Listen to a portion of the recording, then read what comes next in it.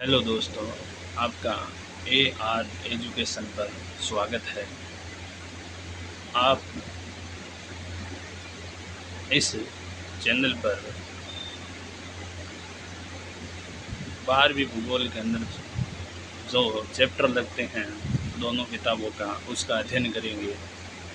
तो देखो, आज हमने जो मानव भूगोल की पहली जो किताब है उसका प्रथम अध्याय लिया है और प्रथम अध्याय का नाम है मानव भूगोल प्रकृति एवं विषय क्षेत्र। इसमें हम धीरे धीरे सब चीज़ों का अध्ययन करेंगे और अगर आपको ये वीडियो यूजफुल लगे और आपके ये काम आए तो आप चैनल को सब्सक्राइब करें, अपने दोस्तों तक शेयर करें, क्योंकि इस चैनल पर आपको 12वीं भूगोल की जितने भी चैप्टर लगते हैं उसका विस्तृत अध्ययन करवाया जाएगा नोट्स सहित। तो देखो, पहला हमारा पॉइंट है मानव भूगोल की प्रकृति। तो हम मानव भूगोल की प्रकृति पढ़ेंगे, यानी मानव भूगोल हम किन किन चीज़ों का अध्ययन करते हैं, क्या है मानव भूगोल।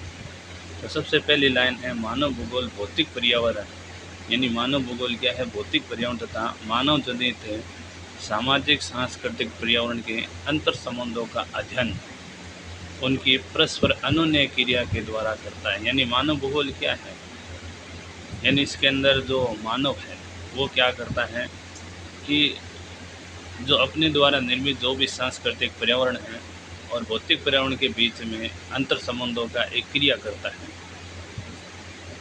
यही मानव भूगोल है। और जिसके अंदर मानव ने इस भौतिक पर्यावरण के अंदर जो भी वस्तुएं हैं और इनका उपयोग करते विभिन्न संसाधनों का निर्माण किया है और इसके अलावा अपने सामाजिक सांस्कृतिक पर्यावरण का निर्माण किया है, जैसे गांव है, गृह है, नगर है, सड़कों व रेलों का जाल है, उद्योग है, खेत है और दैनिक उपयोग में आने वाली वस्तुएं हैं। इन सभी का निर्माण मानव के द्वारा किया जाता है। इसका मतलब मानव भूगोल के अंदर इन सारी चीज़ों का अध्ययन किया जाएगा। यानी अर्थात हमारे इस चैप्टर के पहले पॉइंट से हमें ये प्रतीत हो जाता है कि हम इस अध्ययन के अंदर किन किन चीज़ों का या इस किताब के अंदर किन किन बारे में अध्ययन करेंगे। यानी मानव भूगोल और मानव की जो भी चीज़ें हैं बनेगी उसका अध्ययन करेंगे। और कुछ हमारे अध्याय के अंदर दी गई महत्वपूर्ण जो परिभाषाएं हैं, जैसे मानव भूगोल की कुछ महत्वपूर्ण परिभाषा। एक सामान्य परिभाषा क्या है, मानव भूगोल की वह शाखा है जिसमें मानव और प्रकृति के बीच के संबंधों का अध्ययन किया जाता है। अर्थात कहने का मतलब ये हो गया कि मानव और प्रकृति के बीच क्या संबंध है, उनका अध्ययन ही मानव भूगोल है। ये कुछ परिभाषाएं याद करनी है आपको। इसी प्रकार आगे हम चलते हैं तो हमारी किताब की आई हुई कुछ परिभाषाएं हैं महत्वपूर्ण, जैसे फ्रेडरिक रेडजर, जिसे आधुनिक मानव भूगोल का जनक कहा जाता है। ये इम्पोर्टेंट है और ये बार बार पूछी गई है और इसको थोड़ा ध्यान से देख लेना। अभ्यास वाली क्वेश्चनों में बहुत बार इसे पूछा गया है इन परिभाषाओं को। मानव भूगोल मानव समाजों और धरातल के बीच संबंधों का संश्लेषित अध्ययन है, यानी इसके बीच में छोटा अध्ययन के बारे में बता रहा है। और इनकी पुस्तक है एंथ्रोपोजियोग्राफी और इसने संश्लेषणात्मक शब्द के ऊपर जोर दिया है। याद कर लेना, पूछा गया है कि फ्रेडरिक रेडजेल की जो मानव भूगोल की जो परिभाषा है उसके अंदर किस शब्द के ऊपर जोर दिया गया, तो संश्लेषण शब्द के ऊपर जोर दिया है, न कि विश्लेषण पर। और एलन सी सैम्पल जो फ्रेडरिक रेडजेल की जो शिष्य है, जिसे अमेरिका में मानव भूगोल की जनक कहा जाता है, मानव भूगोल के बारे में ये परिभाषा देते हैं। मानव भूगोल अस्थिर पृथ्वी और क्रियाशील मानव के बीच परिवर्तनशील संबंधों का अध्ययन बताया है। इसके अंदर थोड़ी परिभाषा थोड़ी सी अलग हो गई है, लेकिन आपको याद रखना है कि इसके अंदर क्या बात की है कि मानव भूगोल अस्थिर पृथ्वी और क्रियाशील मानव के बीच परिवर्तनशील संबंधों का अध्ययन है। यानी पृथ्वी अस्थिर है और क्रियाशील क्या है, मानव है। ये क्या कर रहा है, पृथ्वी के ऊपर क्या कर रहा है, यानी कुछ ना कुछ चीज़ों का बदलाव कर रहा है। ये कहने का काम कर रही है एलन सी सैम्पल। इसने घटात्मक शब्द के ऊपर जोर दिया है। इसी प्रकार पॉल विडाल डे लाब्लांस हमारी पृथ्वी को नियंत्रित करने वाले भौतिक नियम, यानी हमारी पृथ्वी को नियंत्रित करने वाले जो भी भौतिक नियम है तथा इस पर रहने वाले जीवों के मध्य अधिक संश्लेषित ज्ञान की उत्पन्न संकल्पना ही क्या है, मानव भूगोल है। ये कहने वाले हैं पॉल विडाल डे लाब्लांस। और इन्होंने मानव भूगोल, पृथ्वी और मनुष्य के अंतर संबंधों की नई संकल्पना प्रस्तुत की है। इन्होंने संभववाद की नींव रखी और कहा कि पृथ्वी और मनुष्य के बीच संबंधों का एक नया विचार मिलता है। तो आगे हम चलते हैं, कुछ महत्वपूर्ण चीज़ों के बारे में देखते हैं। थोड़ा सा बीच में मिस्टेक होगी, उस महत्वपूर्ण चीज़ों के बारे में देखते हैं। जैसे यहाँ पर आई हुई है, क्योंकि एक क्वेश्चन है बीच में, क्या प्रौद्योगिकी समाज के सांस्कृतिक विकास के स्तर की सूचक है क्या? तो यानी कई बार ऐसा प्रश्न पूछ लेते हैं, तो आपको हाँ में उत्तर देना है कि हाँ, प्रौद्योगिकी किसी भी समाज के सांस्कृतिक विकास के स्तर की सूचक होती है, क्योंकि मानव प्रकृति के नियमों को बेहतर ढंग से समझने के बाद ही प्रौद्योगिकी क्या है विकास किया। यानी कहने का मतलब प्रकृति के नियमों को समझा, उसके बाद उन्होंने विभिन्न सारी टेक्नोलॉजी का निर्माण किया है। उदाहरण के लिए घर्षण और ऊष्मा की संकल्पना से अग्नि की खोज की, यानी जो भी घर्षण बल से है, ऊष्मा के कारण है, अग्नि की खोज की। डीएनए और आनुवंशिक रहस्यों की समझ ने हमें अनेक बीमारियों पर विजय पाने के लिए योग्य बनाया। ये हमारे कुछ प्रौद्योगिकी है। अधिक तीव्र गति से चलने वाले यान विकसित करने के लिए हम वायु के गति के नियमों का प्रयोग करते हैं। प्रकृति का ज्ञान प्रौद्योगिकी को विकसित करने के लिए महत्वपूर्ण है और प्रौद्योगिकी मनुष्य पर पर्यावरण के बंदिशों को क्या करता है, कम करता है। ये लाइन भी थोड़ी याद रख लेना।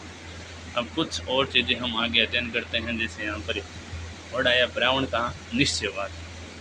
अच्छा, ये सारी चीज़ें याद कर लेना। पर्यावरण का निश्चयवाद देने वाला कौन था?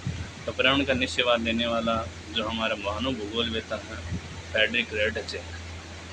आदि मानव समाज और प्रकृति की प्रबल शक्तियों के बीच की अनोन्य क्रिया को पर्यावरण का निश्चयवाद कहा गया है, यानी आदि मानव समाज। यानी इसने कहा कि मानव कैसा आदि मानव समाज, और इसमें प्रकृति की प्रबल शक्तियाँ, यानी उस समय प्रकृति प्रबल थी, यानी मानव शक्तिशाली नहीं था, मानव उसमें आदिम था और प्रकृति को देखकर ही मानव क्या करता था, यानी कार्य करता था। प्रकृति जो भी मानव से कराना चाहती थी वो मानव करता था। तो इसलिए हम आगे बढ़ते हैं इसको लेके हुए। आगे हम देखते हैं कि यहाँ पर एक मानव का प्राकृतिकरण पढ़ते हैं, जो एक पर्यावरण का निश्चयवाद के अंदर आया कि आरंभिक अवस्था मानव प्रकृति से अधिक प्रभाव, यानी जब मानव इस धरातल पर आया था और धरातल के आने के बाद में ही उसने प्रकृति को समझा और प्रकृति से बहुत अधिक प्रभावित हुआ, यानी प्रकृति का उसके ऊपर बहुत अधिक प्रभाव था पहली अवस्था में, और प्रकृति के नियमों को समझकर अपने आप को प्रकृति के अनुसार ढाल लिया। इसे ही मानव का प्राकृतिकरण कहा जाता है, यानी प्रकृति के अनुसार ढालना। विशेषता क्या थी उस समय? इन विशेषताओं में प्रश्न पूछा जाता है। इसमें मानव प्रकृति का गुलाम था, यानी मानव पूरी तरीके से प्रकृति के ऊपर निर्भर था, प्रकृति के आदेशों का पालन करता था और प्रकृति से भयभीत होकर प्रकृति की क्या करता था, पूजा करता था। इस विचारधारा के अनुसार प्रकृति सर्वशक्तिमान थी। इसमें प्रौद्योगिकी का स्तर बहुत ही निम्न था। अपनी आवश्यकता की पूर्ति के लिए प्रकृति पर निर्भर था, यानी कहने का मतलब हो गया कि मानव उसमें पूरी तरीके से प्रकृति पर निर्भर था। जो भी चीज़ें, जो भी अपने जीवन के लिए जो भी आवश्यकता होती थी, वो सारा प्रकृति के ऊपर ही निर्भर कर। इस विचारधारा में मानव को सामाजिक विकास की अवस्था हासिल थी। मानव समाज यानी उसके स्थायी घर नहीं थे, यानी मानव इधर इधर घूमता था, जो भी मिलता था उसका सेवन कर लेता था, जो भी चीज़ें मिलती थी उसका। लेकिन इसको सबसे महत्वपूर्ण ये बात है कि इसका जो प्रवर्तक है वो है रेडजेल, वह इसको समर्थन करने वाली वह है एलन सी सैम्पल। तो इसको थोड़ा सा याद कर लेना कि एक तो प्रश्न ये आता है कि मानव भूगोल के अंदर जो यानी पर्यावरण का निश्चयवाद है या मानव का प्राकृतिकरण या नियतिवाद, इसका जो जनक पूछ लेते हैं तो इसका जनक कौन है? रेडजेल है। इसके अगला हम पढ़ते हैं संभववाद। आपने पढ़ा है संभववाद, यानी इसके अंदर ये एक परिभाषा है, यानी रेडजेल के अनुसार ये बताया जाता है कि प्रकृति के अंदर कोई बदलाव नहीं किया जा सकता है, प्रकृति जैसी है मानव को वैसा ही उसके अंदर रहना पड़ेगा। लेकिन एक नई परिभाषा आई, और एक नई परिभाषा आई वो थी संभववाद, यानी पॉसिबिलिज्म।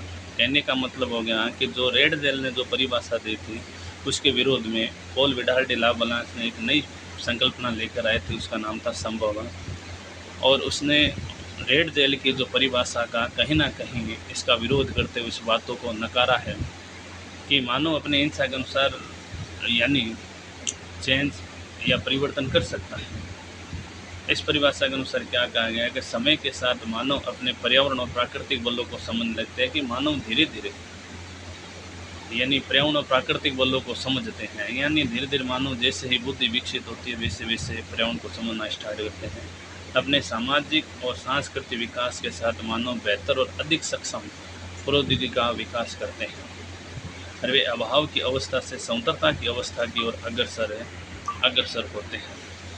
यानी कहने का मतलब हो गया कि वो अब जो धीरे धीरे जो उसकी अभाव की अवस्था से संतरता की यानी वो नई चीज़ों का निर्माण की ओर जन्म दे रहे हैं। पर्यावरण से प्राप्त संसाधनों के द्वारा वे संभावनाओं को जन्म देते हैं। मानवीय क्रिया संस्कृति दृश्य की रचना करते हैं, तो वो अपने क्रियाओं के द्वारा जो सांस्कृतिक जो भूदृश्य हैं उसकी रचना करते हैं। यहाँ पर थोड़ी मिस्टेक लिखा हुआ तो आप थोड़ा देख लेना। यानी मानवीय क्रिया सांस्कृतिक भूदृश्य की रचना करते हैं। सांस्कृतिक भूदृश्य रचना जैसे उदाहरण के लिए जो भी जैसे मकान हैं, इमारतें हैं, पुल है, ये सारी चीज़ें हैं जो मानव के द्वारा निर्मित किए गए हैं और वह प्रकृति के ऊपर अपने क्रियाओं की छाप छोड़ता है। और पहले के विद्वान ने इसे संभववाद का नाम दिया था। ये प्रश्न इंपॉर्टेंट है, याद कर देना। और इसके प्रवर्तक है पॉल विडाल डिला प्लास है।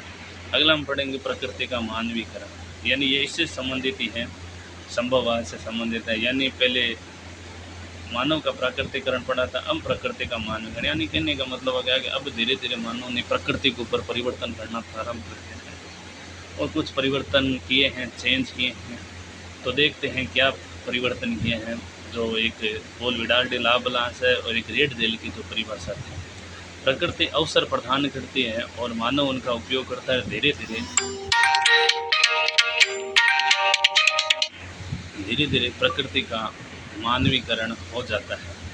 इसके अंदर विशेषताएं अगर हम देखें तो समय के साथ मानव अपने पर्यावरण और प्राकृतिक बलों को समझने लगता है। मानव अभाव की अवस्था से संतरता की अवस्था की ओर अग्रसर होने लगते हैं। इस विचारधारा में मानव पूरी तरीके से प्रौद्योगिकी के ऊपर निर्भर कर चुका है और मानव सर्वोपरि होता है। वह प्रकृति द्वारा दी गई संभावना का उपयोग करता है और विभिन्न प्रौद्योगिकी का निर्माण करता है।